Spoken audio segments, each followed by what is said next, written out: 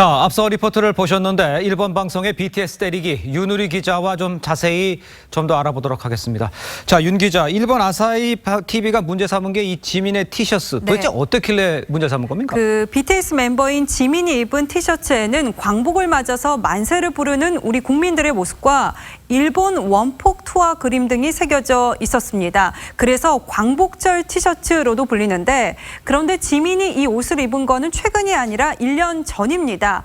그러니까 일본이 1년 전 BTS 멤버가 입은 옷에 대해서 방송 하루 전인 그제 문제를 삼은 겁니다. 그러면 1년 전 일을 왜 지금 와서 문제를 삼은 거예요? 네, 일본 방송이 그 부분에 대해서는 따로 언급한 게 없는데요. 지난달이었죠. 제주 국제관함식에 우길기를 달고 참가하겠다는 일본에 대해서 우리가 안 된다고 했고, 결국 일본이 불참을 했습니다. 또 최근에는 우리 대법원의 강제징용 배상 판결에 대해서도 일본이 노골적으로 항의하고 있는데, 이런 분위기가 아마도 반영된 것이다, 이런 분석이 있습니다.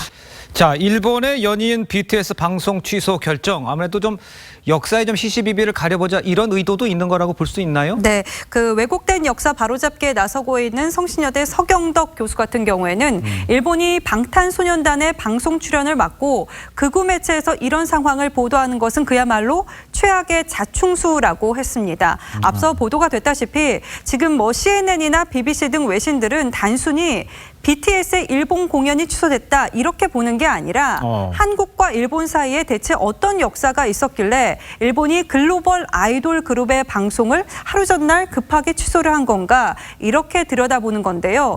이런 흐름을 읽은 서 교수는 오히려 전 세계의 젊은 팬들에게 일본은 전범국이라는 사실을 확실히 각인시키는 계기가 됐다, 이렇게 평하기도 했습니다. 그렇군요. 우리 정치권도 비판을 좀 이어가고 있죠. 그렇습니다. 민주평화당 같은 경우에는 BTS 일본 공연 일방적 취소는 일본이 전범 국가임을 전 세계에 홍보하는 일일 뿐이라고 했고요. 자유한국당은 일본의 행동은 자기중심적 역사 인식이라고 했습니다.